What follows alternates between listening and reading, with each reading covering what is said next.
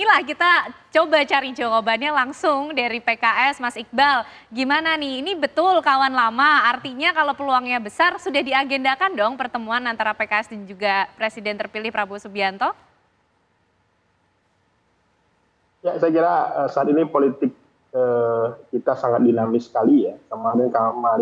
Kemarin kami sudah mengundang berbagai pihak untuk melakukan silaturahmi dalam rangka halal bihalal, termasuk kami juga mengundang Pak Prabowo ya dan pimpinan-pimpinan partai lainnya. Jadi untuk soal koalisi, pimpinan PKS sudah membentuk badan pekerja Majelis Syuro yang akan diputuskan oleh Majelis Syuro untuk mengkaji, lakukan komunikasi. Artinya memang dinamis sekali, berada di luar atau berada di dalam itu adalah sama-sama baik, tetapi kami menyerahkan sepenuhnya kepada pimpinan kami di Majelis Syuro. Karena Majelis Syuro ini adalah perwakilan dari kader-kader dan anggota PKS yang nanti akan membahas apakah berada atau di luar pemerintahan. Oke, tapi sebelum membahas berada di luar atau di dalam pemerintahan, sudah ada agenda bertemu dengan Pak Prabowo dulu belum sih Mas Iqbal? Ya, kami kemarin dalam acara halal bihalal kami sudah mengundang Pak Prabowo dan Gerindra, tetapi kemungkinan waktunya belum pas. Jadi saat ini komunikasi masih taraf informal. Saya kira nanti juga mungkin Pak Prabowo juga mungkin akan mengundang kami atau datang ke kantor kami. Yang jelas kami sangat terbuka untuk berkomunikasi, tetapi lagi-lagi soal keputusannya apakah bergabung atau di luar pemerintahan itu nanti dari hasil kajian yang dibentuk oleh pimpinan, itu Badan Pekerja Majelis Syuro yang akan melakukan komunikasi.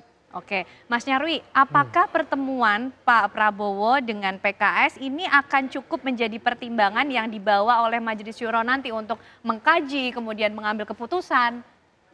Ya, itu salah satu faktor atau variabel ya Ken ya.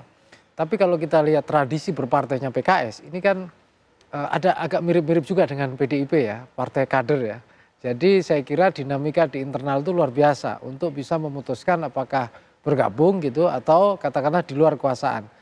Saya kira itu hanya salah satu saja. Tetapi balik lagi saya setuju dengan pendapat Bung Iqbal tadi ya.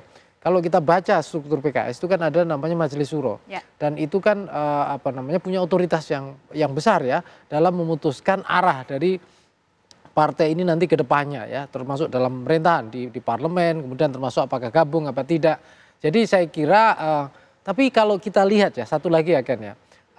Kita tidak melihat ada persoalan yang kritis ya atau serius ya.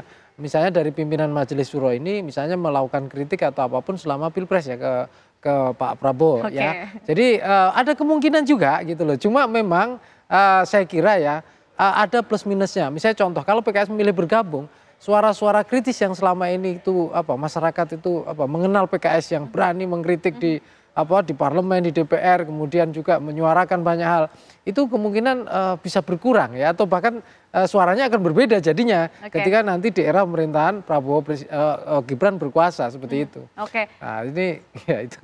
Mas Iqbal, gimana nih menjawab karakter yang dimiliki oleh PKS? Selama ini kan kita kenal PKS ini punya suara kritis loh yang cukup diperhitungkan juga nih. Baru kali ini aja tapi kan berseberangan sama Pak Prabowo, tadi disampaikan Mas Nyarwi sudah kawan lama loh sebenarnya. Nah apa yang kemudian dipilih? Tetap mau jadi kawan lama tapi rasa baru atau tetap mempertahankan karakter berada di oposisi?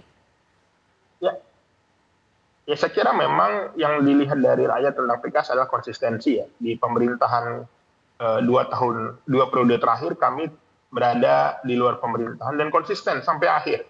Tidak terjebak bulu kayu, tidak terjebak ajakan.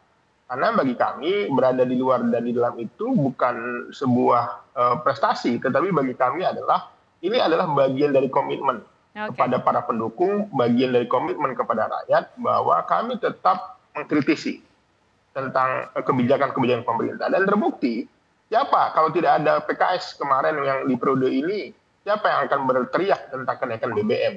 Siapa yang berteriak tentang Undang-Undang Cipta Kerja yang merugikan pekerja dan buruh? Siapa yang berteriak tentang Undang-Undang yang IKN yang tentu saja bagi kami itu adalah terburu-buru.